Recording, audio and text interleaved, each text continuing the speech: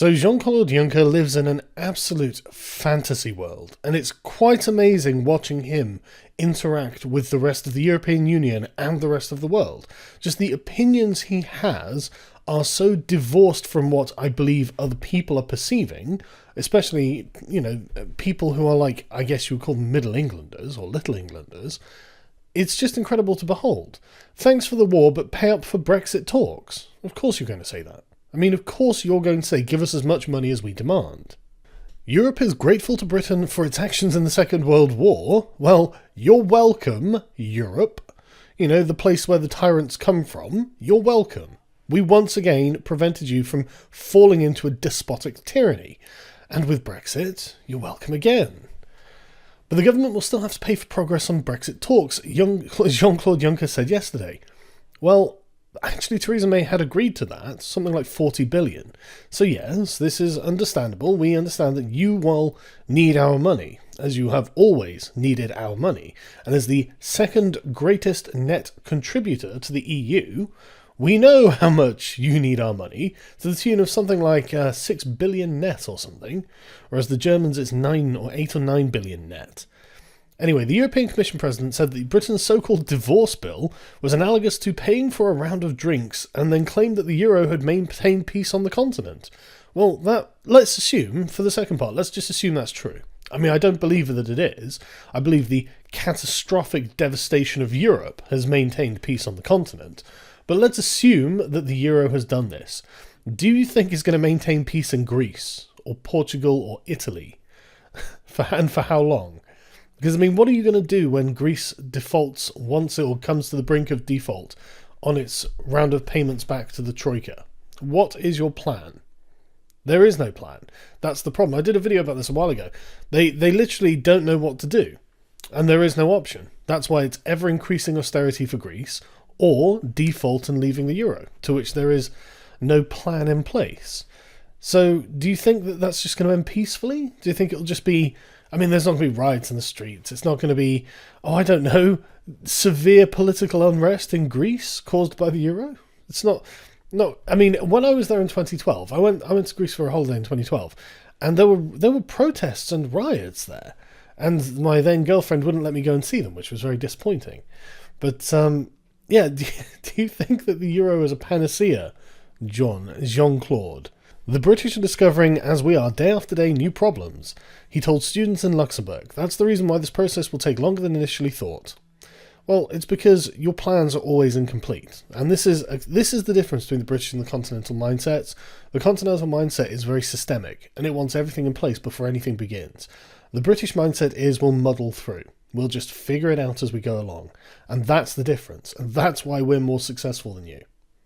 Because we account for things going wrong. We don't necessarily need a structured systemic solution. We can take things as they come. He says, we cannot find for the time being a real compromise as far as the remaining financial commitments of the UK are concerned. They have to pay, not in an impossible way, not in a revenge mood. I'm not hating the British. Glad you told me, because I wouldn't have known otherwise. The former Luxembourg Prime Minister, which is an important position, 62, used a pub metaphor to highlight what he sees as the UK's cash obligations. If you're sitting at a bar and ordering 28 beers, and then suddenly some of your colleagues are leaving, it's okay, but they have to pay. Well, yes, but we already have paid. We were a net contributor for decades to the EU. So why would we have to pay more? I mean, and the thing is, right, I actually don't care. Just pay them the 40 billion. Just pay them the 40 billion. Just pay them and then tell them to get fucked. You'll get no more money out of us. That's what I would say. Okay, fine. Just take the money. Just take it and go. You greedy, grasping Eurocrats. Europeans have to be grateful for so many things Britain has brought to Europe. Yeah, you're not going to be though, are you? During war, before war, after war, everywhere and every time, but now they have to pay. Yes, no good deed goes unpunished in the European Union. The euro protects us from war and it protects us from poverty. Have you asked the 50% unemployed Greek youth? And similar numbers in Spain, Portugal, Italy, and growing across the continent? Have you asked these people if the euro has protected them from poverty? Because it looks like the euro is keeping them in poverty. And that's not my opinion, that's just the opinion of, I don't know, most economists. A senior EU negotiator warned Britain yesterday that a free trade deal could not offer the deep integration provided by the single market. Yes, that's the point. We don't want deep integration, we want free trade.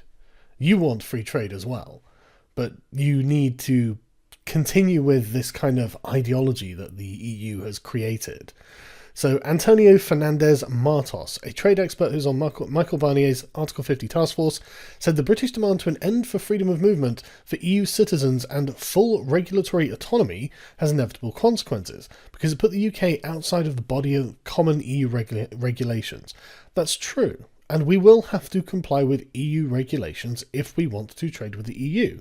That's something literally every country on earth does with every other country when they're trading. If a country says, look, our regulations say that, I don't know, car bodies have to be to this particular standard, then anyone who wants to sell cars in that country has to make sure the body of that car meets that standard. Yes, that's fine. That's totally normal. I fail to see why this is weird. The remarks will be seen as rejoinder to Theresa May, who claimed in Florence last month that we can do so much better than the EU's free trade agreement with Canada, which is the bloc's most comprehensive to date. She says, oh no, this isn't her saying, sorry.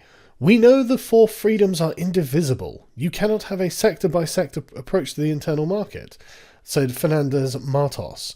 Well, I don't really see that that's true. I mean, I don't see why that needs to be the case. Why are the four freedoms indivisible? Can anyone tell me?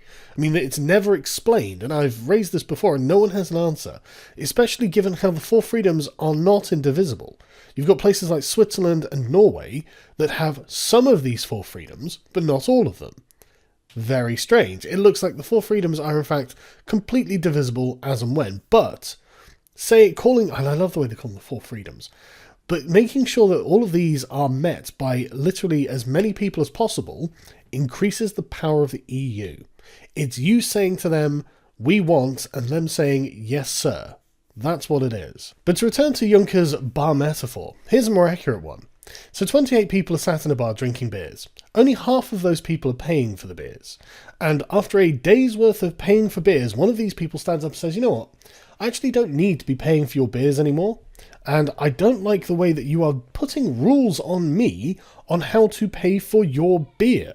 I'm actually going to leave. And then one of the other people turns around and says, you know what, you need to give me money to leave after paying for my beers all day. And then you have a much more accurate metaphor for the European Union. I am constantly amazed by the disconnected nature of the European political class. They are unbelievably up their own arses, and obviously in a bubble where they couldn't see the writing on the wall. They just were not paying attention to what people are thinking about the European Union. They're not paying attention to how people feel about the European Union. And as much as I hate to say it, a lot of politics is about how people feel. It's just the way life is. So we have to accept the fact that the European Union is being viewed by many people, myself included, as an oppressive force that is currently squatting on Europe, keeping parts of it down, and I'm not part of the parts that are being kept down. I'm actually part of those parts that are currently liberating themselves from doing the oppressing. Luckily, it's probably not going to last forever. I think that we're going to see some seismic changes when Britain leaves, and if we don't, more's the pity. Good luck, Europeans.